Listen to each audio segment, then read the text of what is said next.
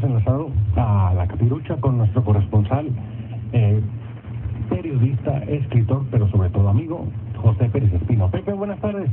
Buenas tardes, Ángel, don Arturo del Hierro. ¿Qué tal? Pepe, saludos. Aquí nos saludamos desde su ciudad Juárez, querido. Perfectísimo. Aunque, don Pepe, allá está el jaleo, ¿no? Ya acabaron de contar, recontar y echarle número a la elección presidencial. Pues sí, pero falta, obviamente, es una parte del proceso. Hay que explicar bien ¿Qué es lo que están haciendo? Sí, porque sale que ve uno en los sitios y en los periódicos de que ya llevan el 90 y tanto, y que la diferencia es de tanto y que está más o menos igual, pero ¿qué centros están haciendo? Exactamente, no. Obviamente, la primera parte que se cuenta son las actas que se colocan, bueno, las actas de casilla, ¿no? La de la elección presidencial primero, para posteriormente pasar al cómputo distrital. Y después, ahora sí, al voto por voto, en el porcentaje de votación 54.5%. Ah, ok, o sea, todavía no se hace el recuento voto por voto en el país. No, excepto en los distritos en donde, por ejemplo, tengo entendido que en Ciudad Juárez en el tercero abrieron paquetes electorales, pero eso corresponde a la dinámica propia en el conteo que se hace en el distrito, ¿no? No es el conteo voto por voto que se establece el ISA en lo general. Entonces, esto es cuando hay muchos votos nulos que superan la diferencia entre el primero y el segundo, o que la diferencia en sí misma es muy poca, como en el distrito 6 de Chihuahua, ¿no? Exactamente.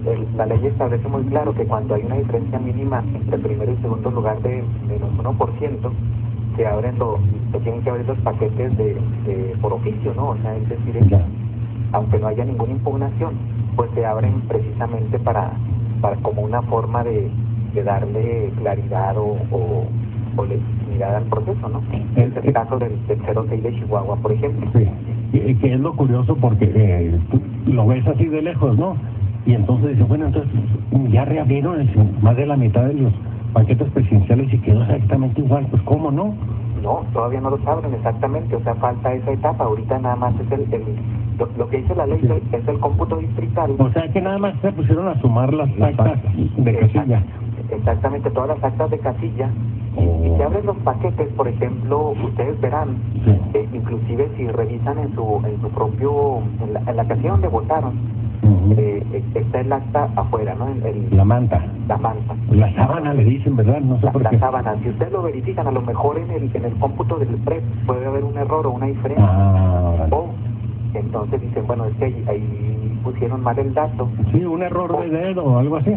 O en la misma manta, en la suma, pues bueno, como todos los seres humanos tenemos errores, entonces puede haber algún error y algún partido puede impugnar, o la misma ley establece que si hay un error muy visible que debe ser corregido, pues bueno, se abre el paquete para hacer un reconteo del paquete, del contenido de los votos en este paquete, pues, claro, para que no haya duda.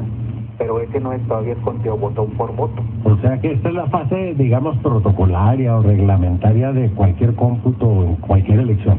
Exactamente, por eso parece que fue muy rápido, pero todavía falta el conteo voto por voto. Se va a llevar más tiempo de lo que fue de ayer a hoy. Sí, ya me extrañaba porque hace 6 años estuvimos toda la noche en vela virtualmente, ¿no? Ajá. En un miércoles en que se hizo este procedimiento exactamente, nada más de hacer un acumulado ya oficial y formal de las actas de casilla, ¿no? Exactamente. Y dice, pues y luego después, cuando se hizo la impugnación, abrieron, no sé, por ahí del 20 y tantos % de los paquetes. Ajá. Se tardaron días en estar cuente y cuente, ¿no? En buena medida por los alegatos de los representantes de los partidos que estaban defendiendo cada sufragio hasta con las uñas, ¿no? Exactamente, va a pasar lo mismo, pero al doble, porque ahora es casi el 55% de los paquetes. Entonces estamos hablando de más de la mitad de todos los votos que se emitieron el domingo. Entonces va a ser van a ser días largos en donde cuenten voto por voto. Y como también está agregado el dato de este asunto en donde hay dos coaliciones, tienen que dividir los votos de cada partido. Entonces hace todavía más lento el proceso, va a ser más lento el reconteo, ¿no? Eso es, don Pepe. Porque me acuerdo mucho el primer conteo voto por voto. Fíjese, En muchas cosas Juárez ha sido pionero, ¿no?, para la vida nacional. El primer conteo voto por voto que me tocó conocer fue en 1995, cuando en la elección de Ramón Galindo Noriega la diferencia fue muy pequeña, ¿no? Y en el... De 1.605 votos. ¡Ande, qué buena memoria tiene don Pepe! Yo no me atreví a echarle el número. Y en aquel tiempo estaba, no, creo que era Marte Corona, ¿no?, el que era el Marte Corona, consejero presidente de aquí de la municipal. Y no estaba previsto en la ley, pero para eliminar cualquier duda, se lanzaron y se fueron al conteo voto por voto, que no modificó sustancialmente los resultados, ¿no? Sí, y en aquella ocasión, lo recuerdo claramente porque me tocó cubrir para el diario de Juárez la asamblea municipal. La duda era porque el número de votos nulos era mayor a la diferencia entre el primero y segundo lugar. Entonces el PRI, bueno, y su candidato en aquel entonces era Carlos Morales, decían, bueno, es que a lo mejor hicieron ahí pocha para dar de votos al PAN. Pero bueno, el conteo voto por voto demostró que no era así, y tan no era así que el candidato del PAN, Ramón Galindo, para alcalde, terminó teniendo más votos de los que se enteraron, ¿no? Eso es. Y entonces, ese fue un ejercicio muy interesante que hubo aquí, ¿no?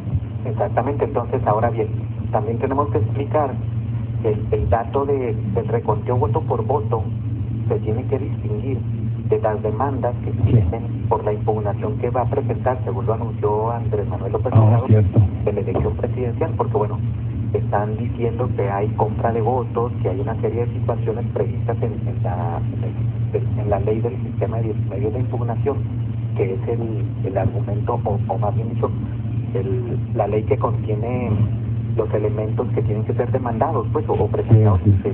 Que eso ya es ante el Tribunal Electoral del Poder Judicial de la Federación, ¿no? Igual que hace 6 años. Hasta el 9 de julio, 9 y 12 de julio es cuando está previsto que se presenten esas impugnaciones o esos elementos, ¿no? Lo cual quiere decir que tienen elementos que pueden asumir para ellos que el recuento voto por voto de más de la mitad de las casillas presidenciales no les sirve para modificar la tendencia, ¿no? Pues no necesariamente, porque no, obviamente la diferencia es muy grande a diferencia de hace 6 años, ¿no? En 2006 la diferencia era más o menos de 150,000 votos, o 0.56%, que pues era muy baja, no muy mínima. Ahora la diferencia pues es más o menos de 7 puntos, estamos hablando de más de 3 millones de votos, en donde obviamente el reconteo, o sea, por más que se vaya para un lado o para otro, no modifica la tendencia.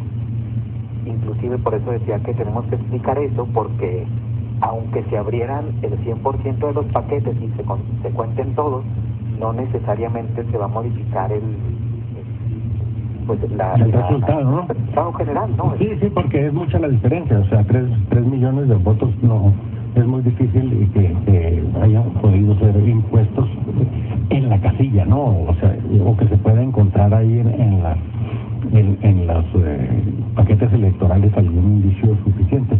Pero en efecto está contemplado en la ley para medios de impugnación que hay otra serie de argumentos que se pueden hacer valer en un reclamo, ¿no? Como el asunto de la inequidad, ¿no? En las campañas, o el rebase de los topes de campaña, una serie de hipótesis legales que se pueden escribir y tendrían que sustentarse, ¿no? Para lo de las encuestas también, de los grandes medios de comunicación, para eventualmente llegar a elementos de juicio a los magistrados y que se tome una resolución que de cualquier manera sabemos por dónde vendría, ¿no? Exactamente. Es muy difícil que después del recuento de voto por voto de ese porcentaje de casillas, el tribunal tenga elementos de pruebas suficientes, porque, bueno, hasta ahorita lo que han dicho López Obrador y el propio coordinador de campaña del Movimiento Progresista, Ricardo Monreal, no parecen haber muchas pruebas suficientes, ¿no? Porque hablan de forma muy abstracta de fraude electoral, o de compra de votos, o de inequidad en el manejo de información por parte de los medios, pero no parece ser suficiente, bueno, no hay evidencia suficiente pues como para pensar en que puede haber una nulidad de la elección, ¿no? Sí, porque puede existir la presunción, pero probarlo ante un tribunal es otra cosa, ¿no? Sí, por ejemplo, el dato de la compra de votos, pueden decir, bueno, aquí hay 20 personas que están aceptando que vendieron su voto, pero en todo caso, esas 20 personas tendrán que ser sometidas al Ministerio Público y ante un juez por haber participado en un fraude, ¿no? Una cuestión de compra-venta de votos. Es bastante más complicado, ¿no?, el procedimiento. Pero bueno, ya habrá tiempo de entrarle por ese lado. Pero qué bueno que nos aclara esto, don Pepe, porque en casi todos los medios está saliendo que ya se confirmó el triunfo de Peña Nieto, dando a entender que ya se hizo el recuento voto por voto, ¿no? No, hay que aclarar que cuando termine el conteo de votos distrital, nada más es el resultado electoral. Quien tiene la facultad de validar la elección y declararle presidente electo es el Tribunal Electoral, y eso va a pasar hasta agosto. Eso es. Muy bien, Pepe, pues le agradecemos su información, como siempre, muy completa y muy en el punto de la discusión, muy esclarecedora. Y seguramente seguiremos en contacto en estos días mientras se van desarrollando las reclamaciones, ¿no?, ante los órganos electorales. Sí, saludos, don Ángel, un abrazo. Pepe, un abrazo, Pepe. Vamos a